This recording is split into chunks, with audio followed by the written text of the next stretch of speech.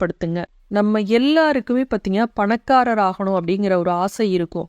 நீங்க கோடீஸ்வரர் ஆகணும் அப்படின்னு விரும்புனீங்கன்னா இந்த கனவு வருதுன்னு வச்சுக்கோங்க. இதுல சொல்லப்பட்ட கனவு இந்த காலகட்டத்துல நீங்க ஒரு தொழில் செய்யறவரா இருக்கலாம், இல்ல வியாபாரம் செய்யறவங்களா இருக்கலாம். அந்த டைம்ல உங்களோட உழைப்ப உங்க தொழிலையோ வியாபாரத்திலேயோ காட்டுங்க. அப்ப அதற்கான நல்ல பலன் உங்களுக்கு கிடைக்கும்.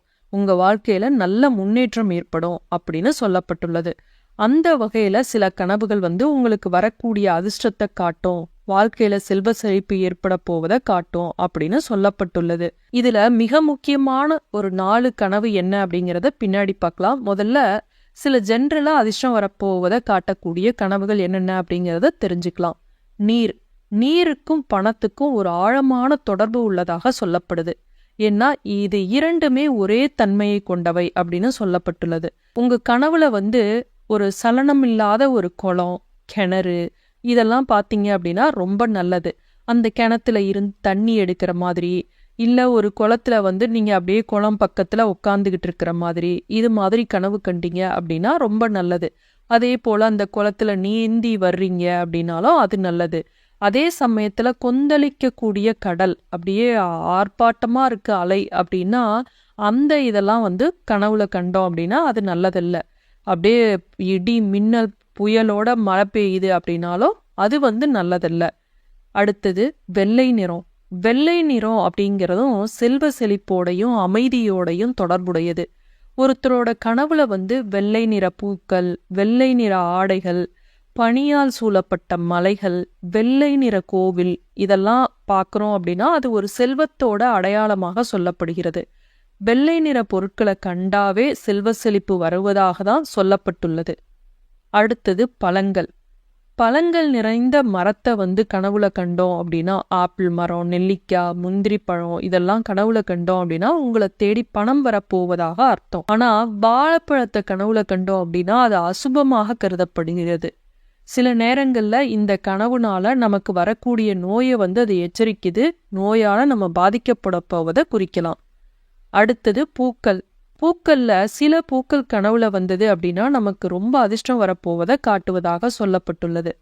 வெள்ளை அல்லது சிவப்பு நிற தாமரை, நந்தியாவட்டை பூ, சம்மங்கி, மல்லிகைப்பூ, செம்மயிர் கொன்றை பூ இந்த பூக்களை கனவுல கண்டோம் அப்படின்னா மங்களகரமானதாக கருதப்படுகிறது. அதிர்ஷ்டம் வரப்போவதை காட்டுது.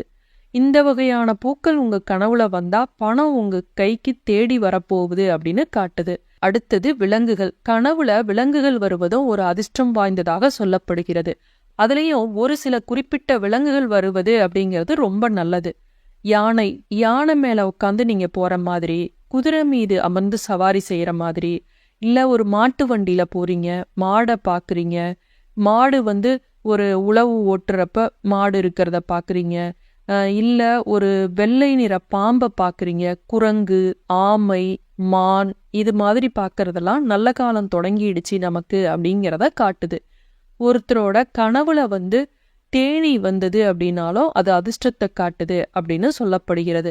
லட்சுமி தேவியோட அருளால அபரிமிதமான செல்வம் பெறப்போகிறீர்கள் அப்படின்னு நம்பப்படுகிறது. அடுத்தது பாத்திரங்கள். ஒருத்தரோட கனவுல நீர் நிரம்பிய பாத்திரம் வருது அப்படின்னா அது அதிர்ஷ்டம் மற்றும் செல்வ செழிப்பை காட்டுது. மண் பாத்திரங்களை கனவுல காண்பதும் ரொம்ப நல்லது. இது மாதிரியான கனவு வருது அப்படின்னா ஏராளமான செல்வத்தை பெறப்போகிறீர்கள் அப்படின்னு அர்த்தம். அடுத்தது மூதாதையர்கள். கனவுல மூதாதையர்கள் வர்றதும் அவர்களோட ஆசீர்வாதம் கிடைக்கிறது அப்படிங்கிறது ரொம்ப நல்லதாகவும் அதிர்ஷ்டம் வாய்ந்ததாகவும் சொல்லப்படுகிறது. அதுவும் கனவுல கோவில், சங்கு, சிவலிங்கம், மெழுகுபருத்தி, முழு நிலவு இதெல்லாம் வர்றது ரொம்ப ரொம்ப நல்லதாகவும் அதிர்ஷ்டம் நிறைந்ததாகவும் சொல்லப்படுகிறது. இந்த கனவுகள்லாம் பொதுவா அதிர்ஷ்டம் வரப்போவதை நம்ம காட்டுது. மிக முக்கியமான 4 கனவு அதிர்ஷ்டம் வரப்போவதை காட்டுவது என்ன அப்படிங்கிறத நம்ம தெரிஞ்சுக்கலாம்.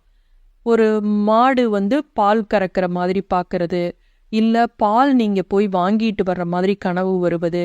பொதுவா பால் சம்பந்தப்பட்ட பொருட்களை நீங்க கனவுல கண்டீங்க அப்படின்னா உங்களுக்கு மிகுந்த அதிர்ஷ்டம் வரப்போகுது அப்படிங்கிறத காட்டுது.